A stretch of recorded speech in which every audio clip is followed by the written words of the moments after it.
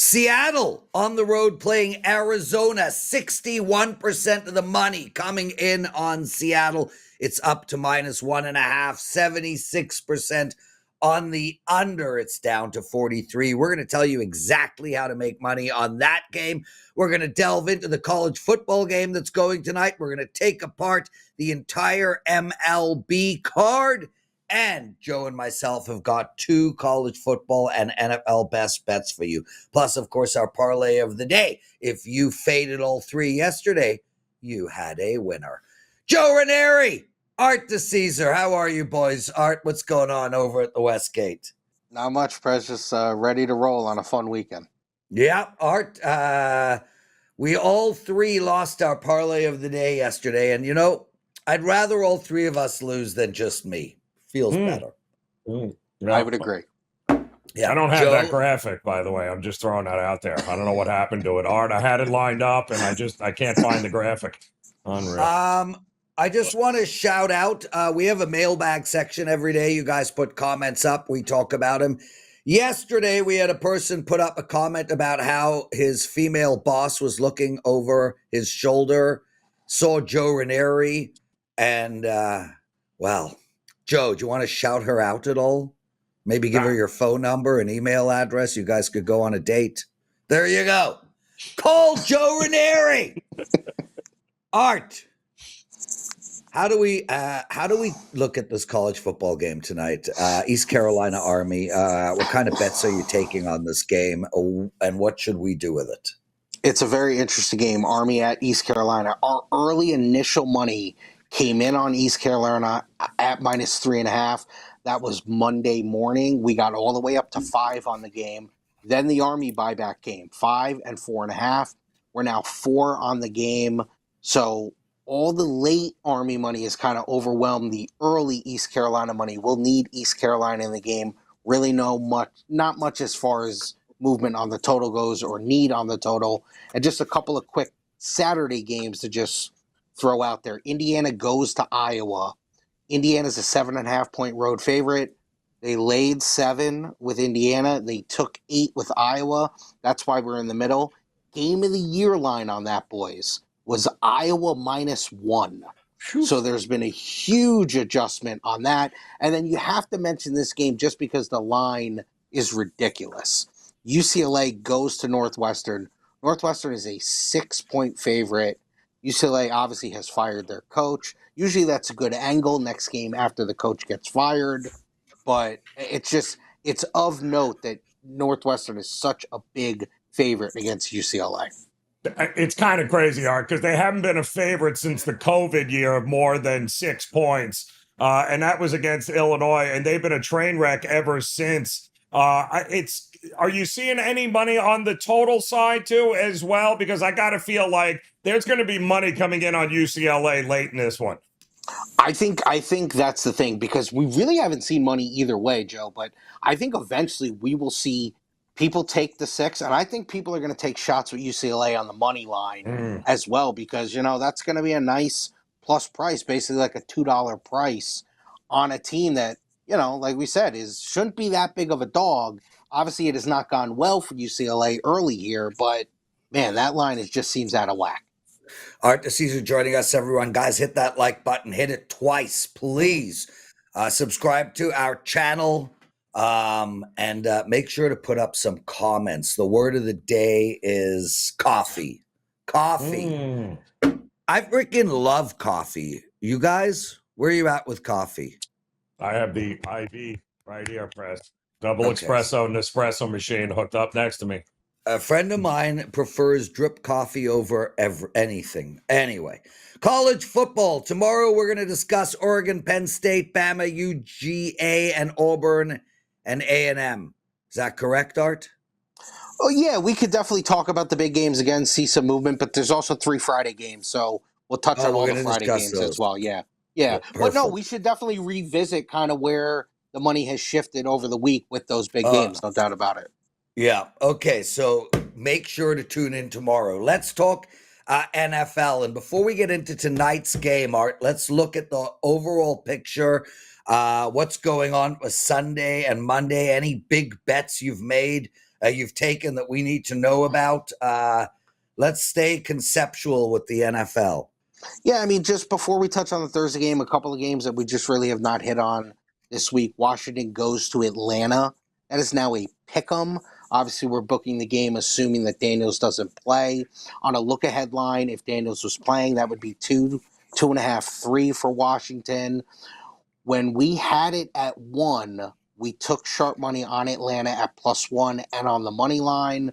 So right now, Washington will be a need for us. Colts go to the Ram. That was a look-ahead line of 6.5. It's now 3.5. Obviously, the Colts have really been upgraded in the power rankings. A lot of over money as well. We were 48, now 49.5 on that game. Okay, let's talk tonight. Seattle against Arizona. And I know, Joe, you have a play up for your clients tonight. I don't, guys. I really struggle to find anything in this game. And I spent a lot of time. I mean, I went from sides to totals to team totals to prop bets. And, you know, my issue here is that I don't know who these teams are. We got an Arizona team that defensively has been outstanding, except they haven't played anybody. We have an Arizona team that could score really fast once a game. We have a Seattle team that has a quarterback that could lay an egg in a minute or go 11 for 14 with 202 TDs. I find a lot of inconsistencies with both of these teams. I'm going to lay off this game completely. Joe, what do you like? Well, I want to, Art, walk me through what we've seen from where this opened to where we are right now, because it feels like the Joes and the pros are on the same side here this week, and this number could get even higher before kick, no? Yeah, I mean, look-ahead line on this was Cardinals 2.5. Obviously, we're Seattle 1.5 now. Totals really come down as well. You know, on a look-ahead, we were 46. We're now 43. We're going to need Arizona in the game. Unless something comes in late or we get overwhelmed at some point with some Arizona money, which I don't see. More of the Arizona bets have been little nibbles. The real sharp, respected money, and even the public nickel bets, you know, the $500 bets that we're taking from general public players have been on Seattle. So Arizona is going to be a need for us, no doubt. And a couple of props I want to throw out there that we've seen good money on. We've seen Trey Benson under rushing yards, 58.5 and 56.5. We're now 53.5. And Kyler Murray, his rushing yards under 30.5. We're now 27.5. So both those Cardinals, they think will go under their rushing total. Yeah, Joe, we've seen a lot of money pour in on Seattle. Is this a reflection of their outstanding victory against the Saskatchewan Roughriders last week? Or is this more a play against Arizona, who beat the Edmonton Elks last week? No, I think they lost to San Fran, but you get my point. No, I get your point, but I think it's a combination. I mean, number one, you're talking about under Coach McDonald.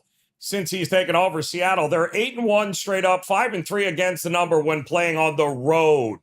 Wow. They have absolutely dominated this matchup, too, with Gannon and Murray. Murray can't beat them. The Cardinals are 3-10 against division opponents under Gannon. This is not a spot that I want to back the Cardinals or Kyler Murray, especially given the fact that they are so banged up. They got cluster injuries on the offensive line right now. Yeah. And their secondary is a mess. They've got 3 starters, 2 of which likely aren't playing here. 1 is questionable. They are very vulnerable right now. And keep in mind, Prez, they just lost to the backups of the 49ers. The backups. Yeah. No Bosa, no Purdy, no nothing. And they couldn't get anything done there. This is the healthiest Seattle's defense, by the way. They're getting Witherspoon back. They're getting their safety back. And they rush the quarterback better than anybody. So to me, this is a bad spot to look for Arizona to do good things. Jesus, Art, I think I'm talked into Seattle here. Oh, yeah. That was a hell of a breakdown, Joe Raineri. Just saying. Just saying. Okay. So there we go. Arts gave you guys 2 prop bets, although you missed both of them. Would have been nicer to know him yesterday. Well, I mean, you know, the numbers move. The numbers move. I'm only giving you the information. Listen, you can go find different numbers. I mean, we just are low on Benson now because of the money we've taken. We got hit twice on him. Yeah. Guys, let's turn our attention to the parlay of the day. And then Art, there is a question I've got to find from one of our listeners for you that I do want to go through. But the parlay of the day, college football Thursday, 3 legs, all college.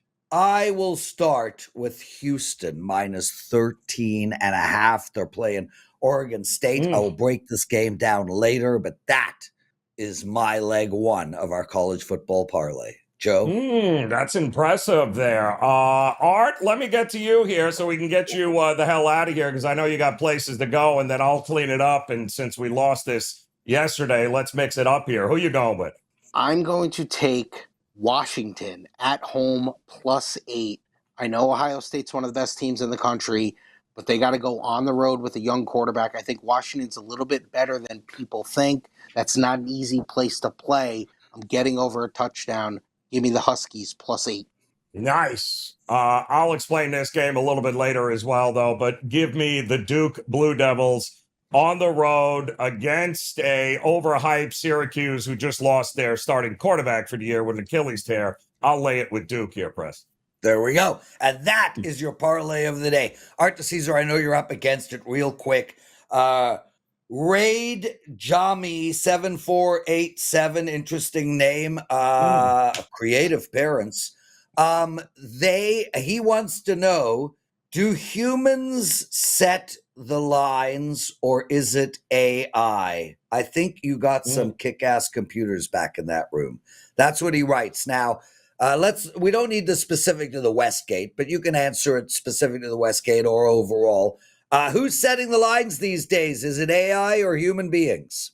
Well, I can only speak for the room I sit in, and it's humans. Now, I'm sure there are other places that use a lot of different models. They might use some AI, but as I think you boys know, we're a pretty old school book. Yeah. Where, don't get me wrong. We look at the markets and we have all that going on, but, we put up NFL lines a week ahead of time. There's no other lines out there. It's us putting our lines up, adjusting our numbers, obviously adjusting and booking to the sides we need from respected and sharp money. So we're still pretty old school in that regard, where it's really the human element for us at the Westgate. Yeah, great question, 7487. Art, thank you for doing this, man. Listen, I hope you guys win at the Westgate. Every single bet except the ones Joe, myself, and all our clients make, and our listeners and our viewers, and, well, basically everybody. So you know what? I detract. I hope you get killed. Get out of here. Art DiCesare, everyone. See him tomorrow, same time. Guys, hit that like button. Hit that like button. Make sure to comment in our comment section. Subscribe to our channel. And check out the NFL presidential address. Joe, I don't know if you got a chance to listen to it. It's 20 minutes long. I take apart every game real quick. It's super funny. So I think you guys will enjoy that show. You can see it over at WagerTalk TV. Couple of promos to give out. Joe has a college football 5% play on Saturday. I have an NFL 5% play on Sunday. Those are the strongest plays we have. You can get them for only $1.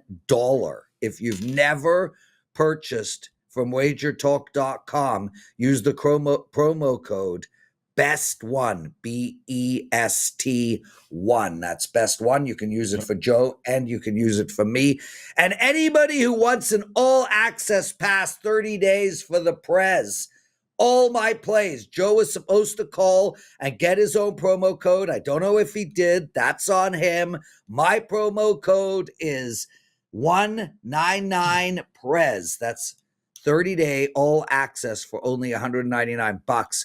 And to give you perspective, I've had 4 losing days in my last 16, and 3 of them were pushes. So I'm freaking rolling right now. And of course, the Weekend Warrior, every play Saturday, Sunday, and Monday for only $49. And yeah, that's what we do for a living. Joe, we cannot provide free content without being able to pay our mortgage, right? I agree. A lot of games here, Prez. It's only going to get crazier as the college hoops and the NHL is just Yeah. around the corner as well. So buckle up. Going to be a fun couple of months. Yeah, well, I can't wait to do the NHL rundown. Like you're doing the baseball rundown. I'm going to do the NHL rundown. You'll do the NBA rundown. We'll get somebody else to do the college basketball rundown, and we'll put them on air. They'll just talk ad nauseum for 4 months because there's pretty much no other way to do a college basketball rundown.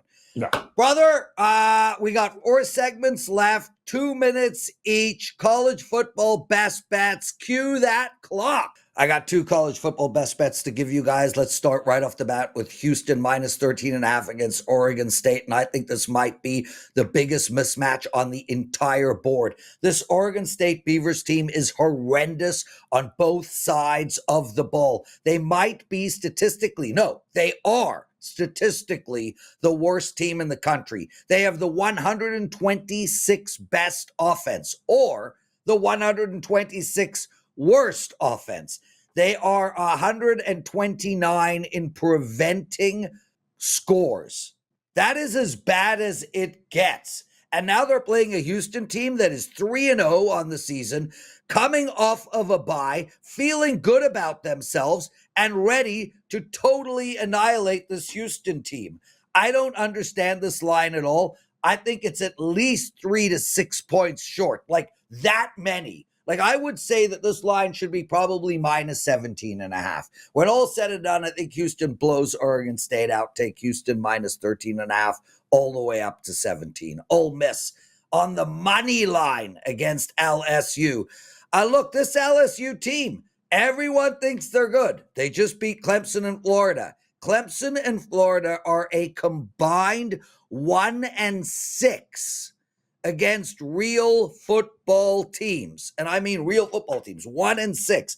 And this Ole Miss team, they're an absolute buzzsaw. The Rebels are averaging 7.5 yards per play.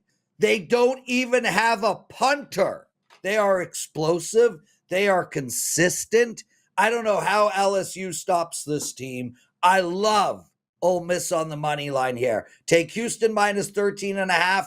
Ole Miss on the money line. And Joe, what do we do with your 2 games? I like that, Prez. All right, we're going to start with that Duke-Syracuse game I talked about a little bit earlier. And listen, I'm shocked this isn't a little bit more. It appears that the public has fallen in love because they watched Syracuse dismantle Clemson. Well, newsflash, Clemson isn't that good. And unfortunately, I might have been on the same page with them had they not lost their starting quarterback, Steve Angeli, there with an Achilles injury for the season.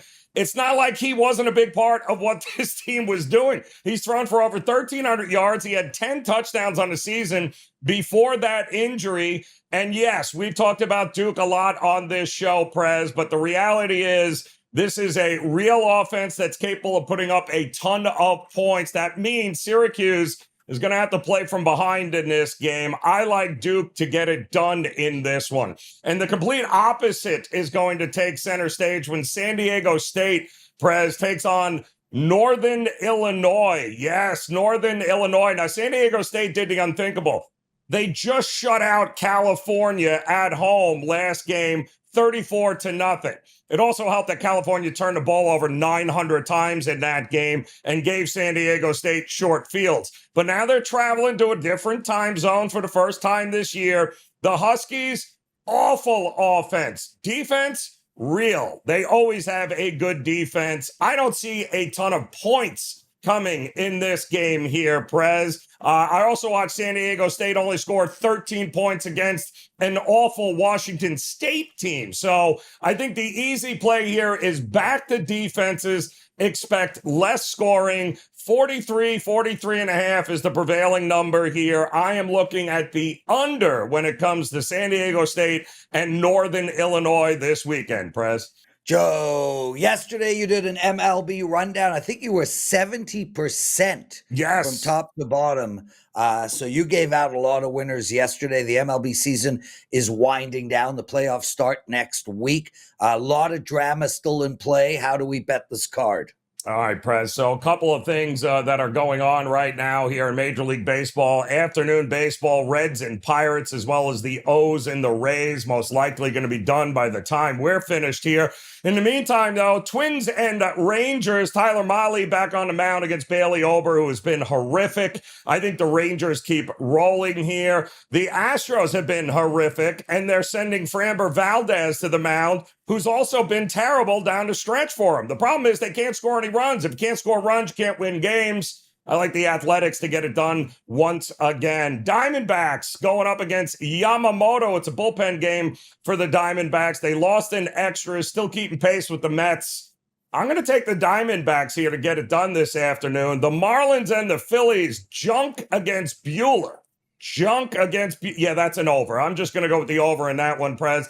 Tigers can't win a game to save their lives. Guardians can, especially against the Tigers, so I'll be back in the Guardians. The Yankees will destroy the White Sox. The Red Sox, they might be in trouble in this one here with Bayo. I think the Blue Jays finally bounce back, get one, don't avoid the sweep to the Red Sox and keep pace with the Yankees. The Mets will beat the Cubs. The Mariners, even though they clinched and are probably still hungover, likely still to beat the Rockies here tonight. The Royals, with Lorenzen on the mound, should be able to get it done against the Angels. And Prez, that, with just a couple of days left here in the Major League Baseball season, is our rundown here for today. A lot of afternoon baseball here today, Prez. Yeah. Go Blue Jays. Joe, we got a little extra time. We got some juicy stuff in this mailbag section. Let's go. So one of our listeners writes a really interesting question, and I'm going to answer it, and then I'd like you to answer it. Sure. And what that question is, have you ever gotten to the point where you're just tired of betting on games? It's such a grind. So two quick things to that. One, this is what most of us do for a living. So it would be the equivalent of saying, have you ever gotten tired of being a construction worker? Have you ever gotten tired of going to work and being a teacher or a marketing assistant or a bank manager? Yes. Yes. We're all tired of our jobs. With that said, I don't spend my nights watching sports anymore, Joe. I almost never watch college basketball. I almost never watch NBA, and I almost never watch Major League Baseball. And I for sure never watch college football. So I can win in all those sports by studying the numbers, understanding what's going on. I'm not living inside of that grind anymore. I was for the first 10, 15 years. I've slowed down. You? Yeah, well, to me, I mean, the ultimate grind sports-wise is Major League Baseball when you have a 162-game season, and I love it. I've always loved the game of baseball, played the game of baseball, and I love Major League Baseball this season here because there's a lot of nuances and intricacies throughout a 162-game season that give you an opportunity to get edges on a consistent basis. The problem is, you can't handicap that sport 2 weeks, take 3 weeks off, come back for a week, and then think you're going to have any consistency. So the guys who truly enjoy the grind are probably some of the better Major League Baseball handicappers that you'll meet, Prez. There you go, guys. Right questions. We'll answer them. Joe, I want to read one last thing. I know we're out of time, but so be it. Nick S. writes, most bettors are meatheads. And Prez is a hippie meathead. Now, Joe, I don't know what a meathead is. I don't know if that's a good thing. I do know what a meathead is, but I want to just give my response quick and sort of mic drop my way out of here. So I'm a hippie meathead that has built and sold 5 businesses. I'm a hippie meathead that retired at 48. I'm a hippie meathead that owns one of the owners of WagerTalk and a hippie meathead that owns a playhouse in Whistler. Joe, I'm the hippie meathead that all of you guys want to be. Prez, I think we just read it wrong. I think maybe he meant meathead was that extremely successful individual here. I think that's what he meant there. Yes. I'm pretty sure. We eat meat. Correct. Right? Eating meat. I'm a Wagyu meathead. Oh, wow. Very impressive. Wagyu meathead. Like that. Lots of love, you guys. Nick, that was a great post, man. It was funny. I know you're not starting with me. What a fun show, everybody. Make sure to watch us tomorrow. Make sure to like the show, comment on the show, hit the subscribe button. Check out Andy Lang at WagerTalk today. Check out me on the NFL Presidential Address and Joe Raineri on Sports Grid 24 hours a day. Joe, thanks for doing this, bro. We'll see you tomorrow.